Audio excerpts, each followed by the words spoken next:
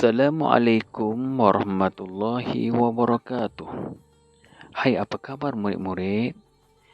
InsyaAllah pada hari ini kita akan belajar bidang sirah tahun 3 berkaitan tajuk meneladani sifat tabligh.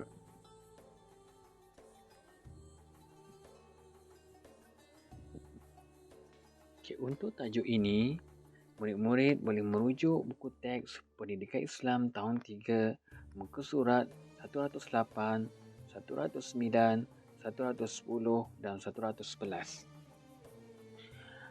Apakah maksud tabligh?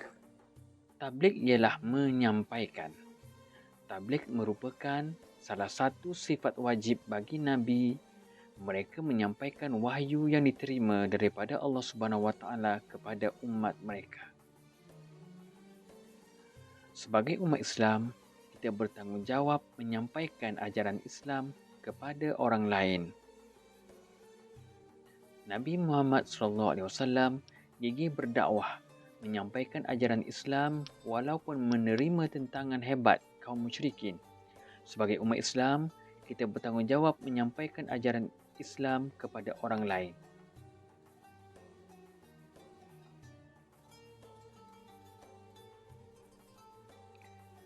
Bagaimana dalil? Nabi berpesan, "Balighu anni walau ayah." Sampaikan daripadaku walaupun sepotong ayat. Riwayat Al-Bukhari. Keunggulan sifat tabligh Nabi Muhammad SAW boleh kita lihat dalam beberapa peristiwa penting yang berlaku. Yang pertamanya ialah dakwah secara rahsia. Yang kedua, peristiwa di Bukit Safa.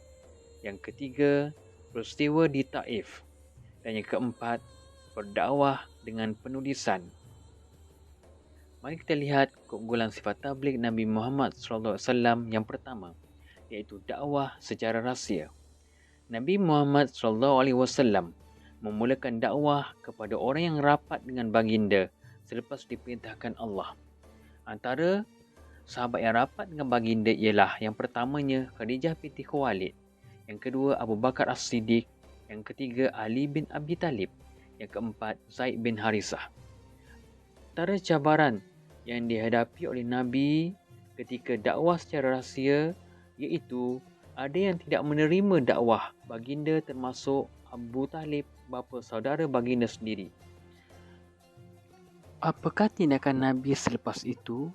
Nabi terus amanah, memikul tanggungjawab, bertabligh, tidak putus asa. Keunggulan sifat tabligh Nabi Muhammad SAW yang kedua, iaitu peristiwa di Bukit Safa. Nabi Muhammad SAW naik ke Bukit Safa, menyeru penduduk Mekah beriman kepada Allah Subhanahu Wa Taala. Antara cabarannya ialah kaum musyrikin marah, mencaci, menghina dan memulau Nabi Muhammad SAW dan keluarga. Abu Lahab, bapa saudara Nabi Muhammad SAW, selalu menyakiti baginda. Apakah tindakan Nabi selepas itu?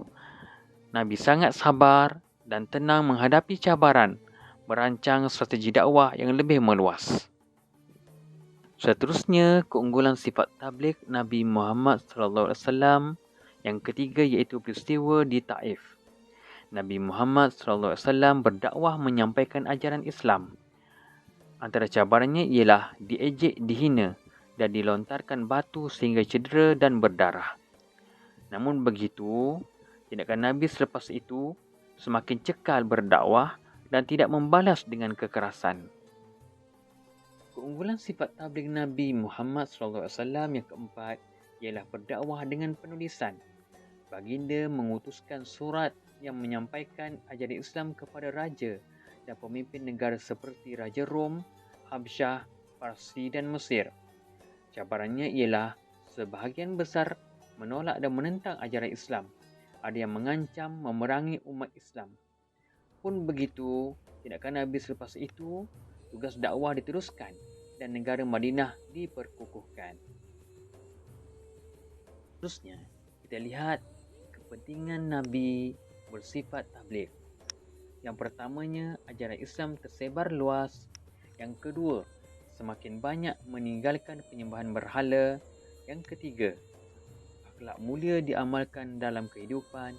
Yang keempat, amalan jahiliah seperti menilik nasib dihapuskan. Okey, inilah serba sedikit nota ringkas berkaitan tajuk meneladani sifat tabligh.